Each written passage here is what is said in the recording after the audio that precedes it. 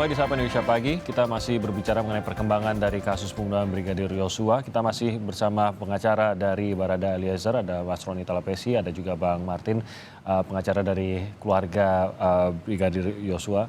Dan juga ada Prof. Gayus Lumbun, mantan Hakim Agung. Saya ke Mas Roni lagi. Seringkali dalam kasus ini khususnya antara korban maupun para tersangka sendiri terjadi seperti perang psikologis lah gitu Mas Roni. Saya tidak tahu apakah ada pernyataan yang dikeluarkan dari tim pengacara Ferdy Sambo ini secara sengaja atau tidak sengaja, tapi tentu bisa mempengaruhi psikologi khususnya dari Barada Eliezer. Pernyataan menghajar dan bukan menembak ini bisa mempengaruhi, juga pernyataan bahwa meminta justice collaborator untuk jujur, jangan berbohong untuk menyelamatkan diri sendiri. Bisa saja ini mempengaruhi juga Barada Eliezer khususnya pada saat akan maju ke persidangan nanti. Nah ini bagaimana pengaruhnya terhadap Barada Eliezer? Mungkin saya nggak tahu juga Mas Roni apakah Barada Eliezer sendiri sudah mendengar atau belum pernyataan-pernyataan ini? Iya Pak Timothy, sebentar saya akan ketemu sama klien saya ya. Jadi prinsipnya adalah kami tidak terpengaruh ya. Dari awal kami sudah sampaikan bahwa kami menjalani proses ini dengan penuh kooperatif, kemudian konsisten, dan klien saya lah ini membuka kasus ini menjadi terang. Jadi kalau seandainya yang disampaikan oleh rekan-rekan yang mendampingi saudara Ferdy Sambo kemudian melakukan pembelaan, ya silakan saja gitu kan. Tapi nanti kita lihat di pengadilan kan. Nah, ya, maksudnya sebelum pembacaan dakwaan mungkin mereka coba untuk melakukan pembelaan sebelum pengadilan malah menciptakan ini. Nah, tapi nanti kita akan lihat di pengadilan bahwa kami yakin bahwa keterangan klien kami ini konsisten dan juga mengenai alat bukti yang lainnya nanti kita sampaikan di pengadilan. Karena jalan seorang justice collaborator ini cukup sepi gitu, Mas Roni. Harus menghadapi keterangan dari pihak-pihak lain yang dia tidak tahu keterangannya sudah berubah ataupun ada keterangan seperti apa yang sudah disiapkan gitu. Sehingga saya yakin butuh mental yang kuat juga tuh pada saat menghadapi persidangan, Mas Roni. Persiapannya seperti apa? Iya, persiapannya adalah klien saya siap menghadapi karena kondisi mentalnya semakin baik, kemudian ada pendampingan juga dari LPSK, kemudian ada pendampingan juga dari rohaniawan, kemudian kami dari tim pengacara selalu memonitor bahwa klien saya siap menghadapi persidangan. Jadi hal-hal seperti ini buat kami sudah tidak kaget ya Pak Timothy. Dalam proses penyidikan juga pun kalau mereka dari pihak dari saudara dari tersangka yang lainnya menyatakan keterangannya berubah-berubah. Tapi begini, bahwa proses nanti di persidangan pastinya hakim kan mempunyai keyakinan ya terhadap keterangan mana yang konsisten atau keterangan mana yang tidak konsisten. Saya pikir seperti itu. Kalau di pasal 163 kan situ. Kalau seandainya ada saksi yang mencabut BAP-nya, hakim akan mencatat dalam menjadi pertimbangan dalam putusannya ya. Itu seperti itu. Jadi saya pikir bahwa nanti majelis hakim yang akan memimpin ini tidak hanya terpengaruh oleh saksi-saksi, tetapi begini, kalau dari pemeriksaan yang kemarin kan ini peristiwa hukumnya kan sudah jadi. Maksudnya sudah menjadi rangkaian satu peristiwa hukum ya. Tapi kalau seandainya saya perlu sampaikan juga jangan sampai ada saksi yang mencabut BAP-nya ya. Juga pun ada sanksinya gitu. Bisa kena pidana juga. Seperti itu Pak Timothy. Harus diingat ya.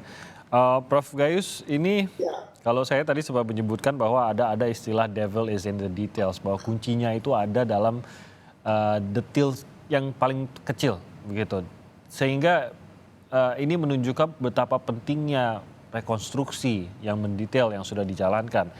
Betapa pentingnya keterangan-keterangan setiap orang itu, kata-kata apa yang digunakan ini akan sangat menentukan. Salah satunya mungkin seperti yang tadi diungkap oleh Bang Martin. Saya lupa Bang Martin apa Mas Roni tadi mengungkap bahwa keterangan Bang Martin tadi, keterangan Ricky Rizal saja ini bisa mengubah balik apakah ada niatan membunuh atau tidak. Kalau perintah itu pernah diberikan kepada Ricky, bahkan tidak kepada Eliezer secara langsung, ini pun sudah bisa menunjukkan niatan. Nah ini menjadi sangat-sangat penting, Prof, detail-detail tersebut. Tapi benarkah keterangan Ricky Rizal tersebut saja sudah bisa menggambarkan adanya niatan membunuh tanpa menggunakan kata khusus menembak, tapi menghajar kepada Eliezer? Ya begini, jadi rekonstruksi, interogasi, konfrontasi, dan yang lain itu memang merupakan bagian saja dari wilayah penyidik yang akan diserahkan kepada penuntut umum, dan itu berbagian tadi disampaikan oleh JPU. Saya ingin mengkoreksi apa yang saya sampaikan, bukan merubah tapi memperluas ya, dari pasal 183 sampai dengan pasal terkaitan dengan pasal 189 ayat 4 khususnya ya. Di 189 ayat 4 itu memang dijelaskan di sini keterangan terdakwa saja tidak cukup untuk membuktikan bahwa ia bersalah melakukan perbuatan yang dilakukan kepada yang didakwakan kepadanya, melainkan harus disertai dengan alat bukti yang lain. Artinya apa? Menyalahkan atau membenarkan, di sini keseimbangan yang logis seperti itu. Artinya berkaitan dengan keterangan lain. Saya sangat tertarik tadi ketika Pak Martin mengaitkan itu dengan orang lain diminta, tetapi tidak bersedia. Nah, itu seperti mudah-mudahan dia tidak berubah, ataupun dia berubah. Hakim tentu punya logika yang dikatakan dengan tadi, bisa kepada rekonstruksi, bisa kepada yang lain, bahkan keterangan saksi yang lain. Karena semua saksi ini disumpah. Apa risiko sumpah secara pidana? Dihukum 9 tahun kalau merugikan pihak lainnya. Ini jelas diatur seperti itu. Jadi berat sekali, walaupun bukan orang melihat sendiri perluasan dari MK tadi, mengalami sendiri, tapi dia berisiko kalau dia menyaksikan yang relevan tetapi bohong. Nah ini akan ada ancaman hukuman sampai dengan 9 tahun. Tidak mudah orang mau menjadi saksi kalau dia memang ingin memberikan keadilan kepada fair trial yang sesungguhnya. Akan muncul, saya yakin akan muncul di masyarakat itu dengan semua risikonya. Kalau dia relevan, tahu masalah ini, atau dia yakin akan perkara ini, dan itu menjadi hakim salah satu juga saksi atau keterangan saksi itu.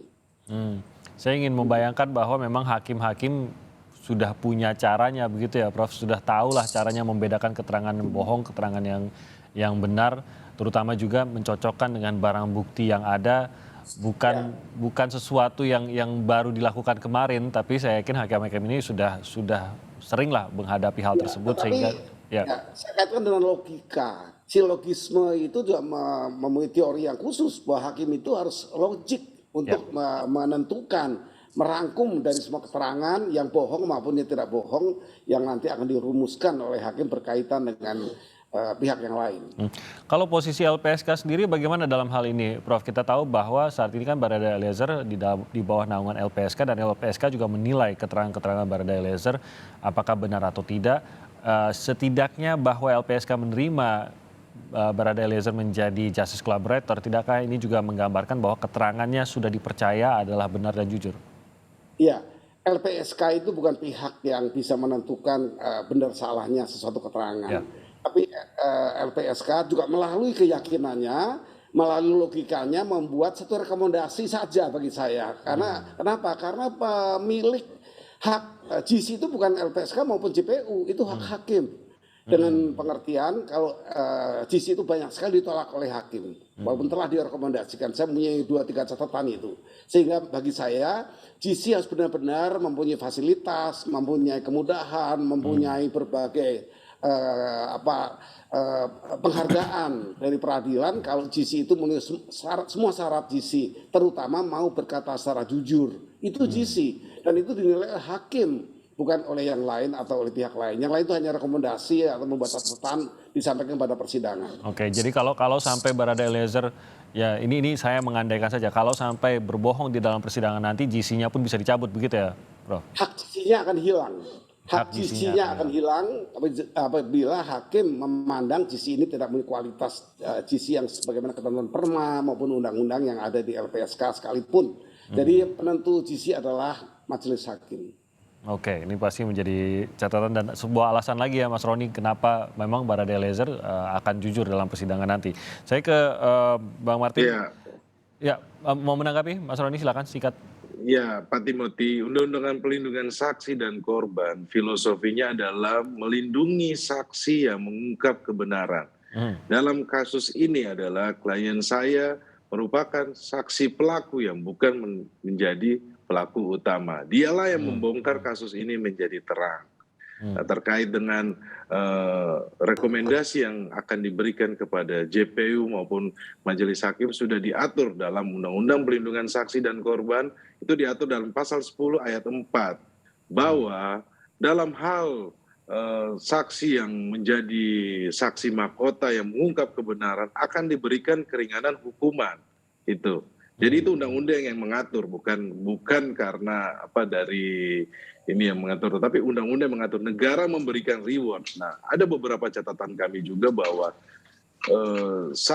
saksi kunci atau saksi yang mengungkap kebenaran mendapatkan keringanan hukuman. Ada beberapa juga kami sudah kumpulkan jurisprudensi juga ya, karena mengingat kasus ini adalah kasus yang awalnya ditutupi, tapi karena keterangan dari saudara Baradae, Richard Eliezer, maka kasus ini terbuka. Seperti itu Pak Timothy. Oke, baik, terima kasih Mas Roni. Bang Martin, Anda juga mungkin boleh menanggapi proses yang berjalan sejauh ini dan bagaimana yang Anda ingin lihat. Kalau tadi Anda sempat menggambarkan beberapa hal yang membuat Anda entah risih, entah apa, tapi ada beberapa hal yang tidak memuaskan dan tampaknya masih mengaburkan dari kasus yang sebenarnya. Ya, terima kasih Bung Timothy. Jadi kebijaksanaan hakim ya ataupun logika hakim itu kalau kita baca di Bible ya, itu sudah dipraktekkan oleh Raja Salomo ketika dia menimbang dan memutus perkara ketika ada anak yang diperebutkan ya oleh masing-masing dari wanita. Nah itu akhirnya raja ini memerintahkan untuk memenggal saja dibagi dua. Salah satu pihak dari perempuan itu mengatakan ya sudah biar adil dan tidak dapat ya, masing-masing tidak dapat. Akhirnya diputuslah salah satu wanita yang keberatan anaknya dipenggal itulah yang sebagai ibu aslinya gitu ya. Nah, hal yang sama saya pikir nanti bisa dipraktekkan juga ya di persidangan, tapi bukan dipenggal ya, enggak ya. Ya. Nanti hakim, majelis hakim bisa menimbang sesuai dengan persesuaian alat bukti. Seperti yang saya bilang tadi, Verdi Sambo mengatakan bahwa dia hanya bilang hajar gitu ya, bukan menembak. Tapi ada keterangan saksi lain yang mengatakan bahwa perintahnya menembak nih, 2 orang. Lalu Verdi Sambo mengatakan bahwa dia tidak punya niat untuk pergi ke Jalan Duren 3 karena niatnya main badminton. Ya.